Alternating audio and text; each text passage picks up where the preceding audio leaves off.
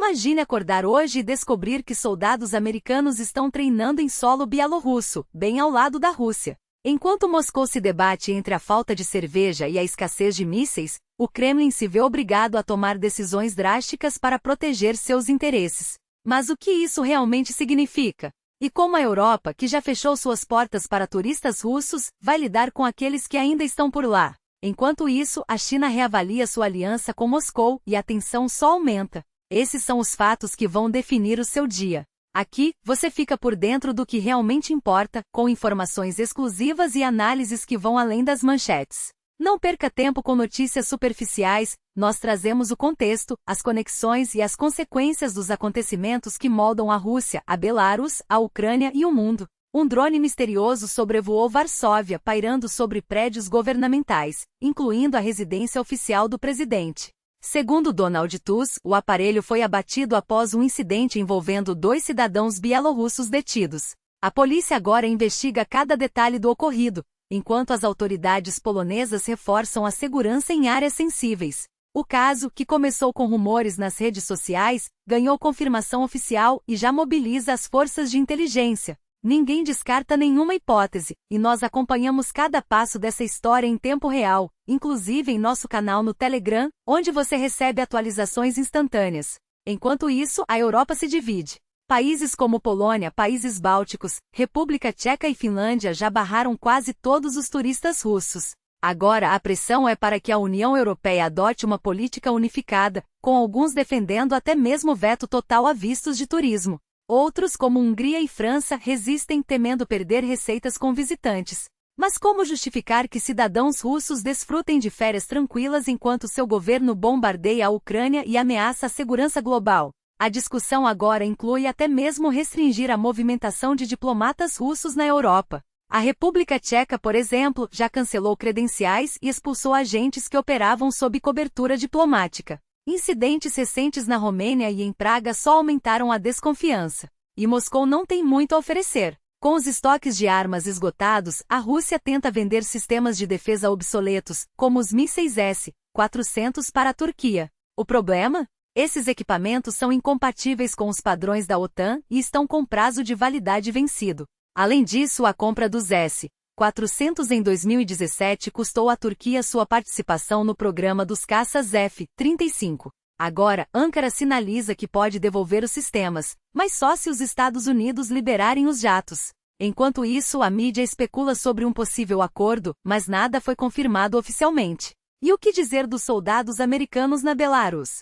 O Ministério da Defesa bielorrusso classificou a presença deles como inesperada, mas o ministro Viktor Krenin garantiu transparência total. Podem observar tudo, disse, enquanto oficiais dos Estados Unidos participavam de manobras ao lado de delegações de 23 países, incluindo Turquia e Hungria. Os americanos agradeceram o convite, mas evitaram falar com a imprensa. O episódio, registrado em vídeo pelas autoridades bielorrussas, mostra que, apesar da aliança com Moscou, Minsk está disposto a explorar novas parcerias. Enquanto isso, a Polônia e a China reforçam laços. Após uma reunião de 3 horas em Pequim, o ministro das Relações Exteriores polonês, Radosław Sikorski, descreveu o diálogo como amigável e franco. A conversa abordou a guerra na Ucrânia, a possível entrada da China no G20 e o papel crescente de Pequim na Europa. Sikorski também deixou claro: a Polônia espera que a China se posicione contra as ações destrutivas da Rússia, especialmente após o sobrevoo de drones russos em território polonês. Não foi coincidência, afirmou, reforçando a necessidade de fechar fronteiras com a Belarus. Falando em fronteiras, a situação na Belarus é caótica. Desde 12 de setembro, o país praticamente paralisou o trânsito de mercadorias, deixando caminhões parados por dias nas estradas. A Lituânia prometeu processar até 600 veículos por dia, mas a capacidade real é muito menor. A Letônia ameaça fechar o último corredor de passagem, enquanto motoristas dormem em acostamentos e cargas chinesas se acumulam. O presidente da Comissão de Alfândega bielorrussa, Vladimir Orlovsky, admitiu que a situação é crítica. Lukashenko ficou surpreso, disse, ironizando as restrições impostas pela Polônia, que agora processa menos veículos do que o acordado. Eles não estão cumprindo os termos, acusou, enquanto a tensão só aumenta. Esses são os fatos que vão definir o rumo dos próximos dias. Não fique para trás, acompanhe as atualizações e entenda como cada decisão afeta o cenário global. O mundo não para e você também não pode parar de se informar. Brincam com fogo. E de uma hora para outra, acusam o país de ser um centro de contrabando de drogas, explosivos e até armas. Tudo continua se movendo, enquanto admitem, sem rodeios, que a rota ideal para esses produtos passa justamente pelas fronteiras que eles mesmos controlam há anos, desviando-se de Vilnius e Riga como se fossem obstáculos insignificantes. O que antes era uma questão de logística virou um jogo de xadrez com peças marcadas. Um simples contato na fronteira se transformou em ameaça. E como se não bastasse, os Estados Unidos traçam uma linha vermelha intransponível. Não haverá um Irã nuclear. Foi o que declarou o chefe da diplomacia americana durante a conferência anual do órgão regulador nuclear da ONU, relembrando ao mundo que Washington já usou a força antes. Segundo ele, um ataque militar destruiu parte significativa da infraestrutura nuclear iraniana, mas Teherã, teimoso, não recuou. Sua indústria e programa continuam avançando, indiferentes aos bombardeios conjuntos dos Estados Unidos e Israel. Afinal, todas as tentativas de negociação fracassaram. Desde o início ficou claro que o programa iraniano não era pacífico, e segundo dados de inteligência, está perigosamente perto de produzir uma arma nuclear. Não há mais espaço para hesitação.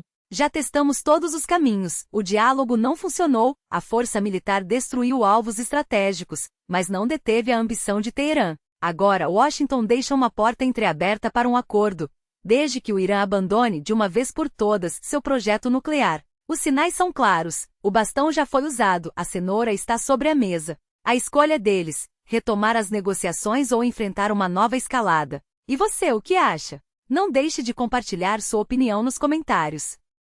Enquanto isso, a Rússia acusa o Ocidente de orquestrar um novo Maidan, dessa vez na Sérvia. Segundo a inteligência russa, os protestos que tomam as ruas de Belgrado são resultado de uma interferência disfarçada da União Europeia, que buscaria instalar um governo leal ao bloco, sacrificando os interesses nacionais em nome de um futuro europeu brilhante. Uma narrativa assustadora, não é? A agência de espionagem russa afirma que a pressão de Bruxelas atingirá seu ápice no início de novembro, coincidindo com o aniversário da tragédia de Nova Sede, onde, há um ano, o desabamento de uma passarela em uma estação ferroviária matou 16 pessoas.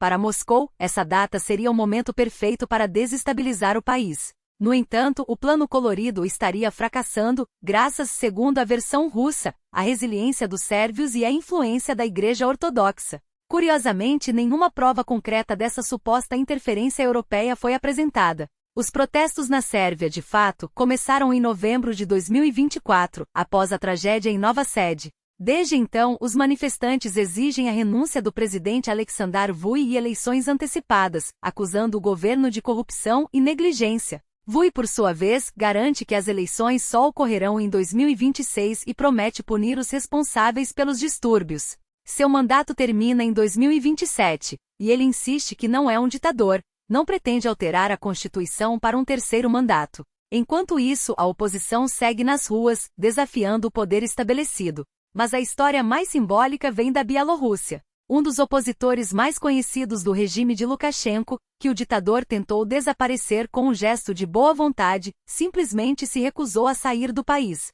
Nikolai Statkevich, preso político e ex-candidato à presidência, foi levado à fronteira sob escolta, junto com outros detentos libertados. Quando o ônibus parou na zona neutra, ele arrombou a porta e se recusou a deixar a Bielorrússia. Um homem que o regime primeiro prendeu, depois tentou expulsar, agora desafia abertamente aqueles que queriam fingir que ele havia sumido. Statkevich não é apenas um político, é um militar, cientista, professor e um dos fundadores do Movimento Nacional de Defesa dos anos 1990. Em 2010, concorreu à presidência e acabou condenado a 6 anos de prisão por participar de protestos. Libertado, voltou a falar, e em 2020 foi preso novamente, antes mesmo das eleições, recebendo uma pena de 14 anos em regime especial. Fontes do jornal Nacha Niva afirmam que ele foi devolvido à mesma colônia de segurança máxima onde passou 2 anos e 7 meses. Uma prisão que deveria silenciá-lo, mas que só reforçou sua determinação. Obrigado por assistir até o fim. Sua confiança é o que nos move, e suas opiniões, curtidas e compartilhamentos são essenciais para que nossa voz chegue mais longe. Não deixe de comentar, debater e espalhar essas informações. Juntos, somos mais fortes. Até a próxima! E que as notícias sejam sempre a seu favor.